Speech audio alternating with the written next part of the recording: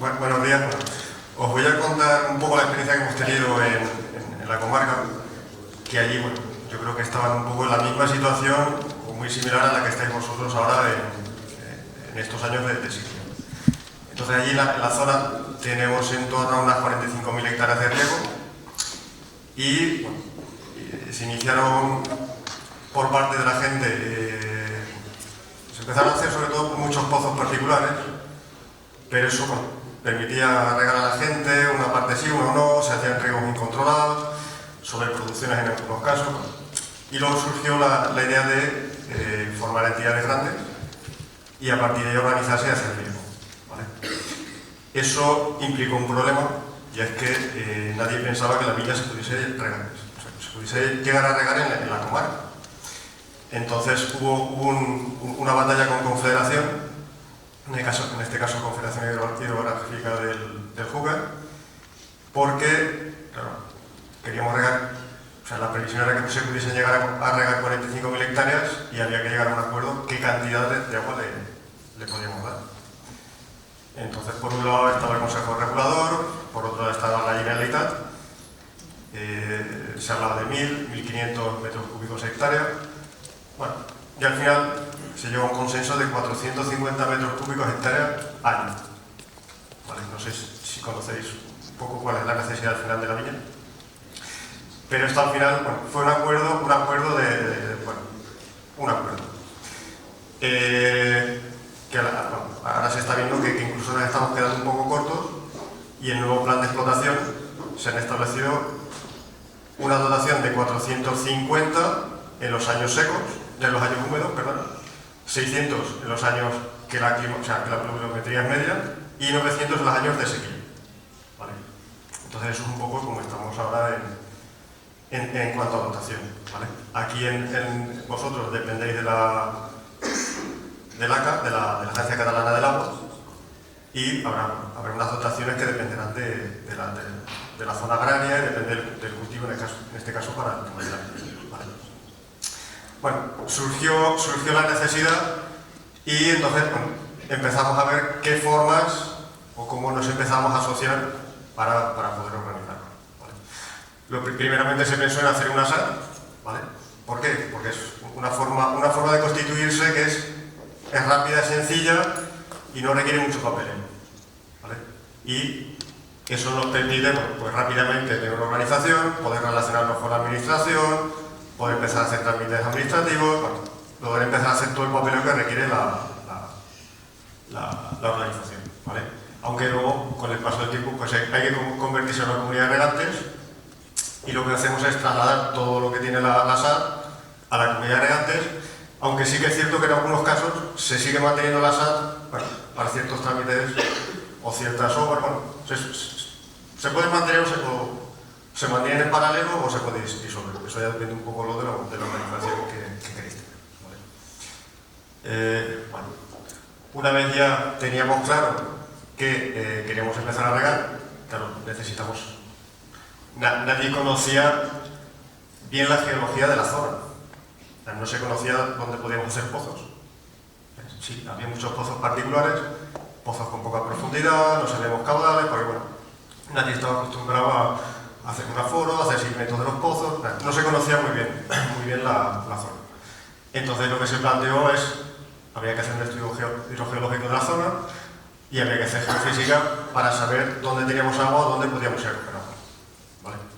¿Por qué? Porque el agua, bueno, podemos pensar que hay ríos subterráneos, podemos pensar que el agua es una cosa mágica, pero al final lo que tenemos que localizar básicamente es roca caliza, porque el agua se nos va a mover por el agua. Aunque parezca lo contrario, el agua se va moviendo por la piedra. ¿Vale? Bueno, esto lo contarán mejor los geólogos que yo bueno, de geología sé lo que vamos aprendiendo. Entonces, pues ya os digo, hubo que hacer una campaña de geofísica, teníamos que detectar dónde podíamos sacar el agua, bueno, y sorprendentemente la gente se quedó sorprendida porque bueno, íbamos a buscar el agua en zonas que nadie se pensaba que estaba allí. Pero bueno, esto fue una anécdota, ¿vale? Y ya os digo, entonces se empezaron a hacer las campañas y empezamos un poco Entonces, bueno, empezamos a perforar, se empezó a buscar agua, hay que hacer el sondeo, tenemos que aforar, porque porque hay que saber cuál es el comportamiento del pozo, tenemos que saber el agua que podemos sacar, el nivel dinámico al que se accede al agua, hay que diseñar la instalación de bombeo para poder satisfacer las necesidades de la planta. También es cierto que ahora mismo en la masa de agua la tenemos, con el plan nuevo, no tenemos ya capacidad de hacer pozos. ¿Vale? Ahora mismo ya nos han limitado la superficie de riego y no podemos regar, o sea, no podemos ampliar ninguna superficie nueva. Entonces sí que lo que estamos ahora es intentando recuperar caudales, en el caso de algunas zonas, con aguas depuradas. ¿Vale? No sé si aquí también igual la situación obligaría a hacer sondeos y complementarla con aguas depuradas. ¿Vale? Eso habría que estudiar la situación en la que estáis ahora, ¿vale? En cuanto a disponibilidad de agua subterránea y depuradas. Vale. Una vez tenemos claro que tenemos el agua, estamos organizados, o sea, entonces, bueno, podríamos empezar a pensar en la ejecución del proyecto, de cómo vamos a organizar el riego, ¿vale? También es cierto que el coste de las instalaciones, bueno, pues supone una inversión importante, y en el caso de estas comunidades regantes, bueno, pues estuvimos viendo temas de subvenciones. ¿Por qué? Bueno, porque es una forma de poder ayudar a la instalación que nos permita llevarla a cabo. Una parte de este caso, los hablo de la comarca de allí, una parte importante de las obras que se hicieron a través de fondos del Plan Nacional de Regadíos, que subvencionaron el 100% de una parte de la instalación, que eran las partes generales, que eran lo que eran los embalses, cabezales de riego y una parte de las tuberías generales, ¿vale? Y una vez teníamos claro el tema de subvención, a partir de la relación de parcelas, porque allí lo que se hizo, abrir un periodo para que la gente se apuntase al riego, ¿vale? Entonces la gente, aquí hubo varios criterios, se planteó que el que se apuntase al riego tenía que apuntar todas las parcelas que tenía la explotación, en algunos casos. En otros casos se decidió que apuntase cada uno las parcelas que quisiese, pero bueno, esto ya es un poco decisión de las juntas que gobiernan cada entidad. Vale, entonces, una vez conocida la superficie que tenemos que regar, bueno, pues empezó a pensar cómo organizar el riego, dónde tenemos que poner los embalses, un poco a hacer el diseño, ¿vale? Y luego un aspecto importante que tenemos que tener claro es qué tipo de riego queremos hacer, ¿vale? Podemos hacer un riego a la demanda o un riego sectorizado, ¿vale? El riego a la demanda es, yo hago el grifo cuando yo quiero y tengo agua, o un riego sectorizado donde nos dicen, tú vas a regar de tal hora a tal hora, se establecen unos turnos de riego y no decides tú cuándo riegas. O sea, se te da el agua cuando te toca tu turno, sí que tienes la decisión de decir, no quiero, cuando me toque el turno puedo decidir no regar. O sea, yo cierro la llave de mi parcela y no riego. Yo entiendo, bueno, allí lógicamente tenemos casi monocultivo, ¿vale? La zona, vamos a plantear, ahí tenemos dos zonas diferenciadas, una que es Utiel y otra zona que es Requena. La zona de Utiel no tiene cava, con lo cual allí el cultivo está un poco más diversificado entre olivo, almendro, bueno, olivo más residual, pero sí que se está plantando, o se ha plantado mucho almendro y se ha puesto viña. O sea, la viña que era lo normal, pero sí que se está plantando mucho almendro. Y la zona de Requena, que sí que tiene cava, allí prácticamente casi todo es viña, sí que hay algún cultivo de almendro, pero no es tan diferenciado como en el caso de Utiel. Tenemos cultivos más o menos que las necesidades son similares, ¿vale? Entonces lo normal es que vayamos a un riego sectorizado. ¿Por qué? Porque la instalación es más barata, porque si tenemos que hacer un riego a la demanda y que cada uno tenga el agua cuando quiere, implica que tengo que dimensionar la tubería más grande para que tú cuando quieras tener el agua la puedas tener, ¿vale? Entonces lo lógico es que sean riegos sectorizados que te permita utilizar mucho más la red, hacer diámetros más ajustados. Entonces es mucho. Aparte, en el caso del riego sectorizado, tú no eres el que decides cuándo riegas, sino que la propia DEO o el organismo que controla esa sociedad decide cuándo se riega, si hay algún técnico que asesora a la comunidad, entonces te permite controlar el riego de las parcelas de la gente, ¿vale? Entonces, ya os digo, allí se optó por el tema de riego sectorizado. O sea, un riego a la demanda, por ejemplo, sí que lo hemos hecho en otra zona, pero bueno, que tienen naranjo, tienen frutal, entonces allí se hace un riego a la demanda porque son cultivos también que tienen necesidades diferentes, conviven o sea, la producción varía en el tiempo, no es, entonces allí sí que va a riegos a la demanda porque los cultivos hay que hacerlo así, te lo quiero decir, ¿vale? Bueno, otra parte del proyecto en la ejecución es, claro, los sondeos tenemos que alimentarlos energéticamente. Inicialmente, cuando se hicieron los proyectos, os estoy hablando, eso fue en el 2006 cuando se ejecutaron las obras, la planta fotovoltaica era el momento en que era muy cara. O sea, hacer plantas fotovoltaicas era realmente caro, o sea, no compensaba. Entonces, allí se alimentaron prácticamente todos los pozos, bueno, prácticamente no. O sea, todas las instalaciones que se hicieron con suministro de luz, ¿vale? Y ahora sí que es cierto que en las inversiones que están haciendo las comunidades regantes es con instalación de plantas fotovoltaicas, ¿vale? Con plantas fotovoltaicas, pero, o sea, la instalación de una planta fotovoltaica no implica desengancharme directamente de la red, porque la planta fotovoltaica, en el mejor de los casos, en verano, te está dando 8 horas buenas de producción de energía, 10 a lo sumo en el mejor de los casos, pero en verano. Y entonces, los pozos los tenemos que poner en funcionamiento más de 8 horas. Entonces, tenemos que encontrar un suministro alternativo que normalmente ahí, como lo tenemos ya con la red eléctrica, y si no tenemos red eléctrica, habría que alimentarlo con grupos electrógenos, ¿vale? Pero por eso, o sea, las plantas fotovoltaicas no es una solución mágica en este tipo de comunidades que tenemos que pasar el funcionamiento de los pozos en largos periodos de tiempo, ¿vale? Otro hándicap que tienen las plantas fotovoltaicas en estos casos, o sea, en el cultivo de la viña, el riego no es de enero a diciembre, ¿vale?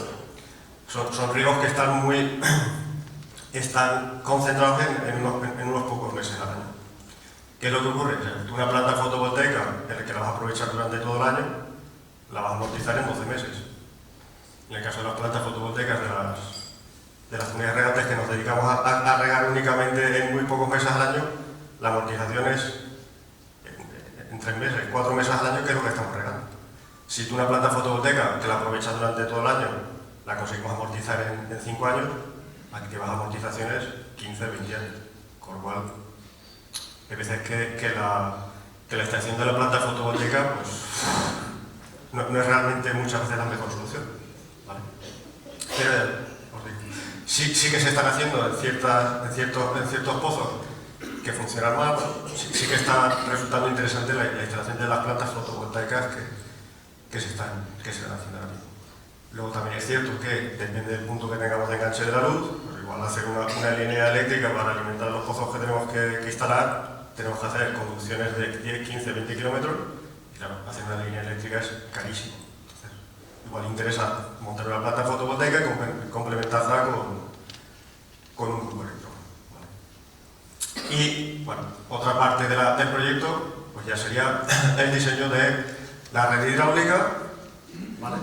Desde los puntos de cabecera hasta la toma de la parcela, que es donde llega la comunidad regante, y desde donde ya se hace la instalación particular cada uno de su parcela. ¿Vale? Bueno. Aquí lo que hacemos es, desde los pozos que tenemos en la comunidad regante, lo que hacemos es bombear a embalses, ¿vale? Y desde esos embalses los tenemos en cota suficiente para poder regar por gravedad, ¿vale?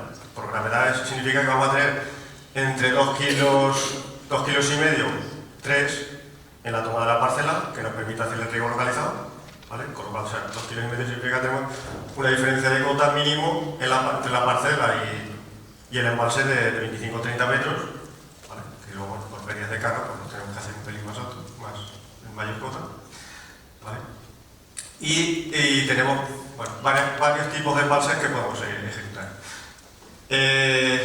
Este es un primer tipo de embalse, que sería el embalse de lámina, ¿vale? Que lo que se hace lo que se hace es mover la tierra, bueno, movemos tierra, hacemos paredes y taludes de tierra, y luego lo que se hace es impermeabilizarlos con una lámina de polietileno, ¿vale?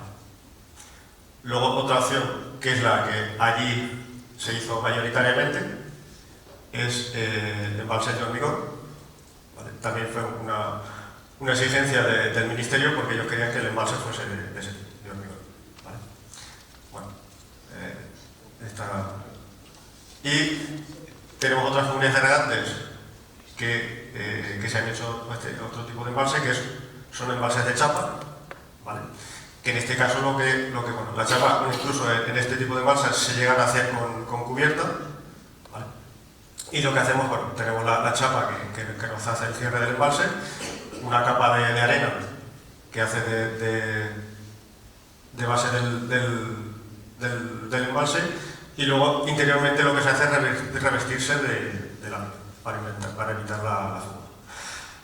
En el caso de comunidades de regantes grandes, bueno, este tipo de embalses no nos permiten hacer grandes capacidades de almacenamiento. ¿Por qué? Bueno, allí estamos hablando, si son en torno a 2.000 hectáreas las que tenemos en algunas comunidades, ¿vale? En el caso de Campo Arcis, si no recuerdo mal, están sobre 800.000, pero necesitamos capacidad de embalse de 1 o 2 días mínimo, ¿vale? Porque imaginaos que nos falla, por lo que sea, alguno de los sondeos, tenemos que tener por lo menos la capacidad de embalse que nos permita regar 1 o 2 días y cubrir las necesidades mientras reparamos las bombas. Por eso digo, luego este tipo de embalse requiere algo de mantenimiento, bueno, cada X tiempo hay que limpiarlo interiormente, hay que cambiar la lámina, igual que los otros de embalses de lámina primeros que hemos visto. El envase de hormigón, bueno, necesita algo menos de mantenimiento. Sí que es cierto que hay que hacer limpieza por lo menos anual o cada 2 años interiormente para todo lo que tengamos de depósito. Y eso sería un poco, ya digo, allí básicamente tenemos embalses de lámina, bueno, de lámina no, porque allí es en Campo Arcis, el revestimiento realmente se hizo con asfalto, ¿vale? Pero luego los que tenemos básicamente, sobre todo allí, son este tipo, ¿vale? El embalse de hormigón. Aunque, yo digo, si tenemos que hacer grandes capacidades de embalse, tenemos que ir a este tipo, iríamos a este tipo de embalse, que nos permite hacer un almacenamiento relativamente grande en coste relativamente bueno. Una vez ya tenemos los embalses ubicados, ¿vale? Con una cota suficiente para garantizar que tenemos en todas las parcelas que se van a regar 2,5 kilos, 3 kilos en el punto de toma. Estamos bombeando el agua desde los embalses, desde los sondeos a los embalses, y empezamos a hacer una conducción que va a llegar hasta todas las parcelas, ¿vale? Antes de llegar a las parcelas necesitamos que ese agua que hemos estado almacenando tenemos que filtrarla, tenemos que quitarle los elementos que podemos tener problemas, ¿vale? Que nos obstruyen los goteros. Entonces lo que estamos haciendo es se pone cabezales de riego, y en estos cabezales de riego tenemos el equipo de filtraje, y en algunos casos, aquí ya es un tema de decisión de las juntas de gobierno y de la comunidad real, es si se abona o no se abona en común, ¿vale? Ayer hay comunidades que han decidido hacer abonado en comunitario y comunidades que han decidido no hacer abono, simplemente se sirve el agua, ¿vale? Eso sería una de las cosas que hay que hacer. Y en cuanto al tipo de filtrajes, tenemos dos tipos. Bueno, podríamos hablar también de los filtros de arena, aunque los filtros de arena ahora mismo, bueno, pues se están limitando un poco más el uso. ¿Por qué? Por el mantenimiento, las dimensiones, bueno, son equipos de filtraje muy grandes que requieren mucho más mantenimiento, y ahora mismo se están haciendo instalaciones con cabezales de río con anillas, ¿vale?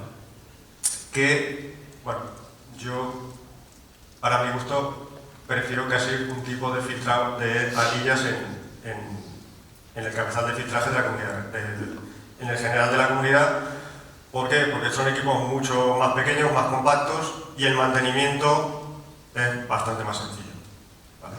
Aquí podemos tener un par de equipos, 3, 4 equipos, que cuando tenemos que hacer una limpieza solo tenemos que sacar una malla, 2, 3 o 4. Si nos vamos a, o sea, este mismo equipo lo tenemos que hacer con este tipo de instalación, tenemos que tener muchos cartuchos, como vemos, o sea, habría que tener muchos cartuchos, hay que sacar todos los cartuchos, hay que meterlos en ácido, hay que limpiar, o sea, son equipos que son más costosos de mantener, bueno, costosos en cuanto a trabajo, no a dinero, porque al final es, pero sí que suponen mucho más tiempo de mantenimiento. Y ahora mismo, bueno, las garantías de filtraje suelen funcionar bastante bien los dos, pero yo me prefiero el tipo de filtro de malla. Sí que en el caso de parcelas sí que es más interesante montar este tipo de filtro de anilla, porque posiblemente las parcelas, si no son, aunque sean grandes, podemos tener 2 o 3 mallas que son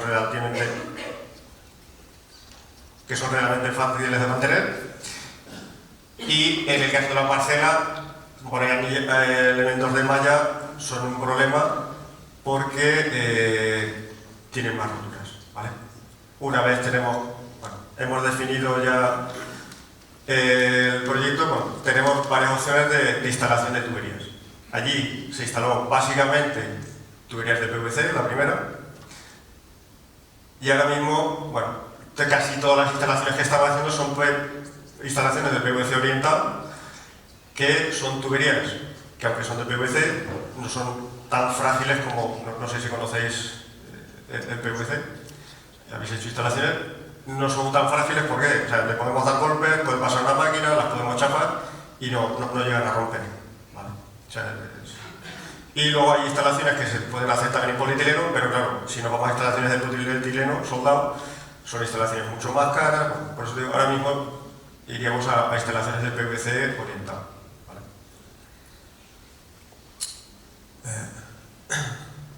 Vale. Las instalaciones, o sea, montaje o cuando vamos a hacer tuberías, tenemos dos tipos de maquinaria para hacer la zanja, que sería la retroexcavadora o instalaciones con zanjador, ¿vale? Las instalaciones con máquina retroexcavadora, bueno, pues como veis, el material que sacas es el que sacas y muchas veces no te sirve ni para hacer el tapado, con lo cual hay que gastar dinero en traer material de fuera para hacer el tapado, ¿vale? Sin embargo, con este tipo de máquinas zanjadoras te hace la zanja, vamos, casi perfecta.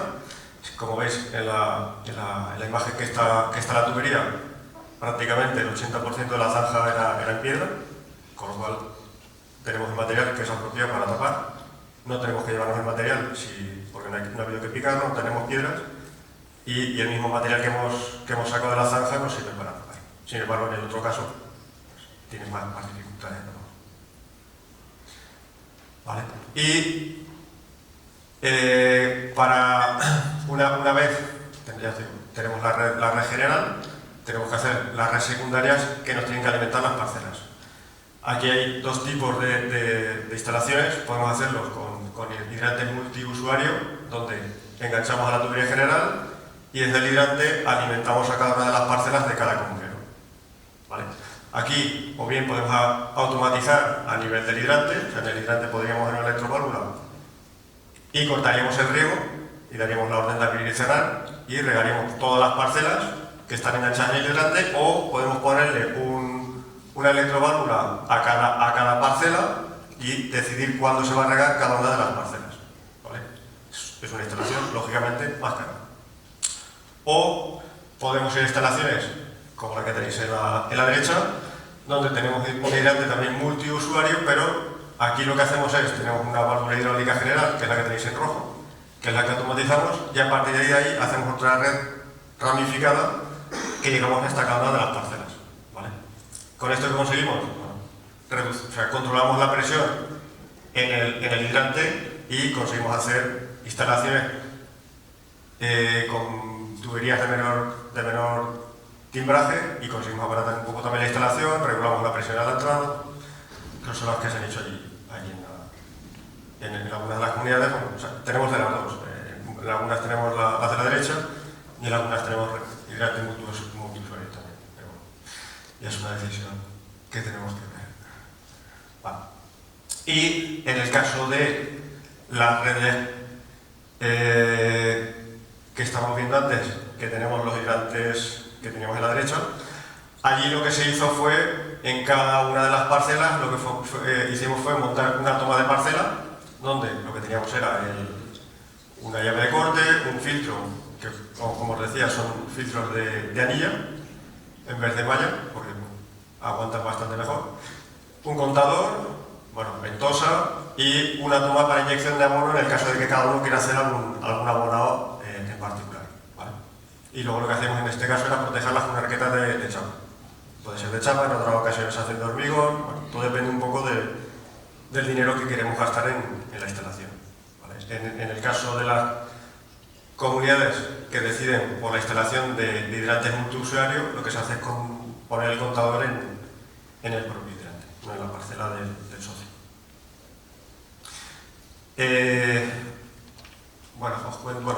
Luego el tema de automatización, podemos automatizar la lectura del contador, podemos automatizar muchas cosas, pero bueno, para instalaciones que usamos relativamente poco, poco me refiero que son muy cortos, hacemos riegos 3, 4, 5 meses al año, bueno, posiblemente a lo mejor automatizar la lectura del contador, bueno, pues a lo mejor es un poco caro y hay que estudiar si queremos hacerlo así. Una vez tenemos el agua en la entrada de la parcela, bueno, hay que hacer la instalación de las parcelas, ¿vale? Aquí tenemos dos opciones. Podemos hacer el riego en aéreo, que en este caso, bueno, os digo, podemos ver la gota y es lo que nos gusta, que queremos ver que el agua sale. Pero este tipo de instalaciones tienen unos problemas. O sea, tenemos problemas de animales, jabalí, conejos, nos comen la goma, tenemos problemas con los cazadores, tenemos problemas de cal, tenemos problemas de hierba, hay una serie de problemas que te genera este tipo de instalación, aunque, bueno, esto se está montando, se está funcionando y está. Y luego otra opción es, y que se está haciendo mucho, es instalar la goma. O sea, enterrar la goma, lo que hacemos es enterrar la goma en el medio de la calle, ¿vale? Y en este caso, bueno, pues te evitas los problemas que estábamos comentando antes. Te evitas malas hierbas, te evitas problemas de cal, te evitas problemas del cazador, inconveniente, bueno, es un poco más caro. Todo no puede ser bueno.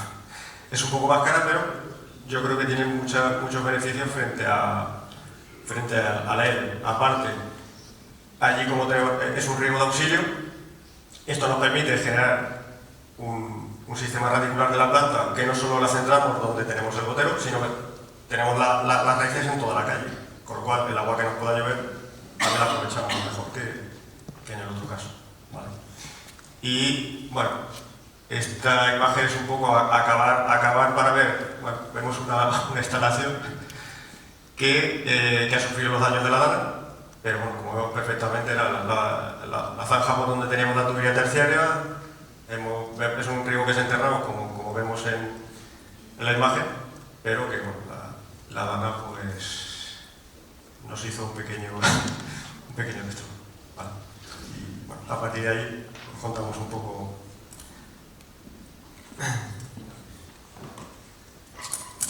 Buen día a todos. Algunos de vosotros seguramente una semana o dos antes de la dana estuvisteis por ahí visitando la zona nuestra y bueno, algunas de las conversaciones que en aquellos momentos tuvimos, porque lo habéis padecido vosotros y nosotros en el tema de la sequía, vosotros el último año parece ser que os ha llovido y habéis remontado un poco la situación, pero nosotros en aquel momento arrastrábamos 2 años de sequía y casi que soñábamos con la lluvia, o sea, pero soñar porque teníamos muchas zonas donde a pesar de tener riego sí, la viña libraba, pero había sarmientos con colas de ratón, o sea, no había vigor, ¿no? Y entonces, bueno, soñábamos y quién nos iba a decir que una semana después ha venido todo como ha venido, ¿no? Es verdad que ahora mismo está en juego un poco el tema de la dana, pero lo que resulta más preocupante, si reflexionas, no es ya la dana en sí, o la sequía, sino la conjunción en un periodo de 2 años, diríamos, de tantos fenómenos extremos. O sea, te vas dando cuenta de que sí, hay gente que dice, sequía ha habido siempre, claro, la última sequía en el 93-94, también dejó los sarmientos como colas de ratón. Por ejemplo, un pedrisco, nosotros allí en septiembre del 23, justo en medio, el 17 de septiembre, justo en medio de 2 años de sequía, tuvimos en una zona de unos 50 kilómetros cuadrados en el suroeste de Requena un pedrisco, pero que se quedó como en invierno, sin hojas, sarmientos rotos y todo el suelo cubierto de piedra. Parecía un paisaje de siberiano y con vapor subiendo hacia arriba por el contraste térmico de calor y frío, ¿no? Entonces, lo preocupante es que se sucedan en el tiempo, en un tiempo tan corto, que se sucedan todas estas cosas, porque el último pedrisco de esa categoría pasó en el año 87. Y sí, siempre ha habido sequías y pedriscos, pero en un periodo tan corto de tiempo que se sucedan, realmente te pone los pelos de punta, ¿no? Esperemos que esto, no sé, es el cambio climático, lo tenemos aquí, pero que no vuelva a suceder como nos ha sucedido, ¿no? La dana realmente ha generado daños de forma muy heterogénea, en el sentido de que, por ejemplo, en las zonas de Utiel-Requena del interior tenemos una orografía de altos y bajos más pronunciada que en la zona del Horta cerca de Valencia, que es más plano. La orografía es más plana. Ello que ha conllevado que en las zonas nuestras ha habido zonas más altas donde no ha habido casi daños, pero las zonas de vaguada ha roto un montón de hormas y sobre todo el mayor daño se ha registrado al lado del cauce del río Magro. Nosotros tenemos precipitaciones anuales en el torno de los 300 litros metro cuadrado y bueno, ha habido zonas puntuales que han sido 400 litros, 500. El caudal del río Magro, para que os hagáis una idea, pasaba por un tubo pues de 40 centímetros el caudal normalmente el caudal que pasa. Y realmente ahora, cuando la dana ha sido 2 veces el río Ebro. Ahora vamos a pasar vídeos, os vamos a pasar fotografías de la zona del cauce de lo que es el río Magro, donde ha habido viñedos que ahora lo iréis viendo. En la zona de Valencia y de la costa, como la orografía era más llana, ha habido menos problemas de derrumbe, a lo mejor de estructura de horma, pero por el contrario sí que ha habido más problemas de asfixia radicular. Por ejemplo, los cítricos a lo mejor menos, pero el caqui es más sensible a la asfixia radicular y ha habido más problemas ahí. O sea, ha sido muy heterogéneo y esto ha sido como la lotería, pero en malo, que al que le ha tocado, le ha tocado. En fin, ahora pasamos un poco a ver. Bueno, buenos días. Gracias por la invitación de que os contáramos un poco lo de los efectos de la dana allí en nuestro territorio. Os vamos a pasar un vídeo que hemos montado. Mucha gente de las que estuvisteis allí. Mirar, eso es Utiel, cuando empieza a desbordarse el río. La denominación de origen está justo detrás de la cooperativa. Los que estuvisteis allí, está justo detrás. Ahí en un momento empieza a llevarse los coches. Y esto es el Pontón. Lo cruzasteis para venir a la aldea de Camparcín. Eso es la calle, la carretera que cruzasteis. Y ahora sale la imagen abajo.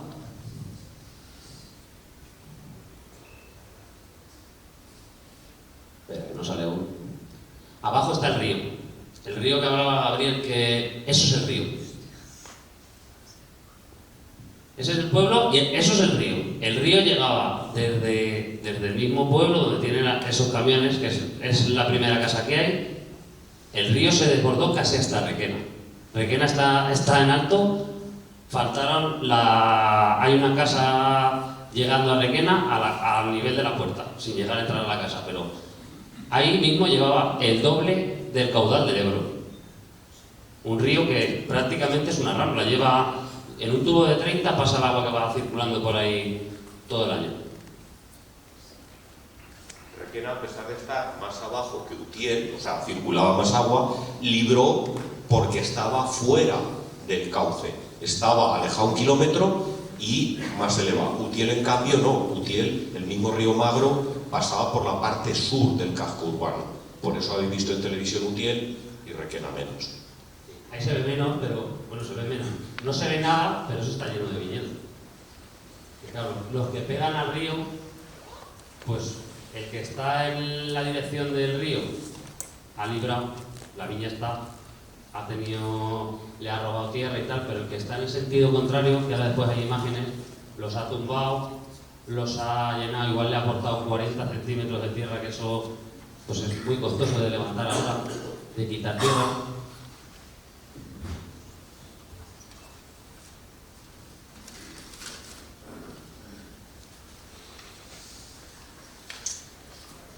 Bueno, mientras que va pasando el vídeo, realmente lo preocupante es las sinergias negativas cuando hay que se suceden rápidamente. Por ejemplo, cuando pasó el Pedrisco, en septiembre del 23, te dabas cuenta de que a lo mejor había una viña que estaban los sarmientos muy cortos por la sequía, pero a lo mejor había un trozo de viña donde el agua del camino había llegado y la madera era mucho más gorda. Y veías cómo en esos trozos de madera más gorda libraban, pero donde no era desastroso, no había ni pulgares para cortar. Y es lamentable. Esto es en Utiel, donde ahí se cruza el AVE con la autovía, eso es el AVE, y eso es una viña, veis los protectores tumbados, ahí el agua venía en el sentido perpendicular y lo ha tumbado. Ese no es el más grave de los casos, porque eso es una viña joven, veis, ahora levanto el arambre y veis el arambre que es de la otra isla, ahí se pueden levantar con relativa facilidad. Ahora vais a ver campos que están mucho peor que esto está en Requena, debajo de donde habéis visto circular el agua. Ese campo tiene 5 hectáreas. Es Cabernet Sauvignon y es de un señor mayor, un exalcalde de Requena, y lo está intentando recuperar. Cualquier persona normal le pegaría una patada y diría que le den por saco. Pero realmente esas 5 hectáreas se ve que de mitad para arriba llegó a tumbar también el viñedo, pero no llegó a aterrar, robó tierra. O sea, es una parcela que ves en esas 5 hectáreas como de mitad para arriba, eso es de mitad para abajo. De mitad para abajo tumba, deja un montón de tarquín y eso son fotografías donde veis que hay hasta montones de arena casi como dunas. Ahora estamos intentando, sale un vídeo en la parte de arriba en donde se cortaron los sarmientos, ¿veis? La parte de la retro hacia arriba ya está en pie, es la misma parcela. ¿Por qué? Porque se cortaron los sarmientos, pero como no había tierra, se puso de pie. Y con la máquina, ahora veréis que se coge tierra del centro, se le pone al poste y a una cepa y se van poniendo verticales otra vez. Pero de mitad para abajo, ¿veis esos montones de tierra? De mitad para abajo el problema ya no es que lo haya tumbado, es que la deposición que hay encima. Y vamos a intentar a ponerlo de pie. ¿Por qué? Porque podemos pensar, bueno, pues yo, como esto es tremendamente grave lo que hay, la voy a abandonar. Pero claro, imaginaos ahora lo que pasa con un abandono o volver a plantar ahí. El problema del abandono es abandono, pero en el caso de volver a plantar, pensar que si tú intentas sacar ahora los postes, que si veis, en algunos sitios ni se ve el poste, si lo intentas sacar, se van a quedar ahí los alambres, se van a quedar ahí las cepas. Si ahora tú intentas defondar, imaginaos el desastre que hay ahí, porque te va a entrar, si entras con unos topos para labrar y romper los alambres, ya sabéis lo que es el defonde, se va a montar un atasque de alambre y raíces tremendo. Si lo haces, si intentas defondar, el peligro que va a haber, los emboces, el peligro de que si hay alguien detrás, un alambre le corte una pierna, o sea, es caótico. Eso es en Utiel, la vía hace de presa, esa es una viña mía, y ha roto por ahí la vía y todas las piedras se las ha llevado a la viña. ¿Veis? Ahí estamos poniendo de pie, se le roba tierra del medio, se le echa al poste y a una cepa para que se quede vertical. Son trabajos que no están, digamos, en el libro de instrucciones de lo que hemos visto. Es un poco trabajo desesperante, pero bueno, ahí lo tenéis. Ahora se le pega con el cazo y se va manteniendo vertical toda la isla. Eso es en Camparcí. Eso es un camino por donde pasa una rambla que nunca baja agua y en esa esquina hay un hidrante de riego, no está ni ese ni 8 hidrantes más abajo. Pero es que más abajo, que recoge otra rambla, pues no sé si hay 300 metros de tubería de 200, de un diámetro grande de la comunidad grande, que la ha sacado del agua. O sea, es impresionante la fuerza que tiene el agua. La saca afuera y la otra, desde donde la arrancó, en el final lo ha negado todo de tierra, de barro. Sí, y eso ya son destrozos de hormas de allí de mi pueblo. Por lo que hablaba antes Santiago del río enterrado, a mí donde se me ha llevado ahora, que yo tengo el río enterrado, se me ha llevado 20 centímetros de tierra, a mí me da miedo coger la goma abajo, porque ahora, a ver cómo rellenas eso, los agujeros grandes hay que rellenarlos, pero donde se te ha llevado en un trozo grande, en media hectárea, 20 centímetros, ¿cómo rellenas eso? O sea, la goma, si a alguno se le ocurre enterrarla, lo que pueda el tractor. Mi opinión, lo que pueda el tractor. O sea, ¿cuánta profundidad? Lo que pueda el tractor. Porque la planta ya buscará dónde está el agua. Siempre lo ha hecho. Ayer salió esa, bueno, ahora después hablaremos de este. Sí, estas son de las que están en lunas. Esas y reparaciones en alguna de las parcelas.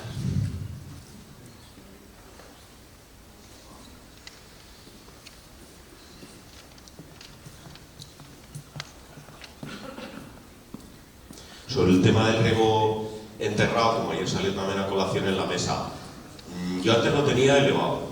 A lo mejor cada uno tiene una opinión personal. Lo mejor que se me ha ocurrido hacer es enterrarlo. Y sobre la profundidad, que también ayer salieron controversias de si 30 o 25 y 50 y sin miedo. Y además, ¿por qué? Pues imaginaos cuando llegan las vendimias en el clima mediterráneo, hay muchas veces que llueve. ¿Y qué hacemos cuando llueve y tenemos ahí la uva? Pues ya sabéis lo que hacemos, meternos con la vendimiadora, y aunque vayas en una barcaza que vaya haciendo de lado a lado y se entierren las ruedas 20 centímetros o 30, nosotros seguimos, y te coges una hila y atascas y sigues. Pensar que lo que es la huella, aunque te hundas, a 35 centímetros puede llegar la vendimiadora haciendo huella. O sea, a partir de ahí ya te cagas encima.